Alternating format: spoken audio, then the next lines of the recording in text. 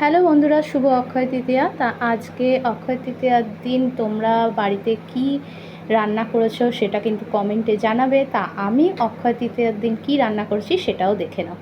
তা দেখো, এখানে হয়েছে ভাত, পাট শুক্তো, টক ডাল, আর হচ্ছে ঝিঙা আলু সজনে ডাঁটা দিয়ে পোস্ত করেছি।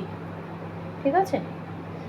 তা অক্ষয় তৃতীয়ার দিন যে নিরামিষ খেতে হয় তা কোনো কথা নেই, যেহেতু আমার আজকে সোমবার, দুবার করে রান্না করব, তাই আমাদের নিরামিষ করে নিয়েছি। আর ছেলের তো মাংস হয়েই থাকে, মাইক্রো ওভেনে দেখো গরম হচ্ছে।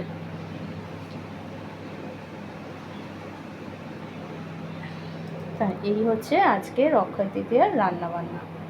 তা কমেন্টে জানিও আজকের রান্না তোমাদের কেমন লাগলো। ভালো লাগলে লাইক, কমেন্ট, শেয়ার করতে একদম ভুলবে না। আর আমার চ্যানেলটাকে সাবস্ক্রাইব করে দিও। ঠিক আছে বন্ধুরা, টাটা।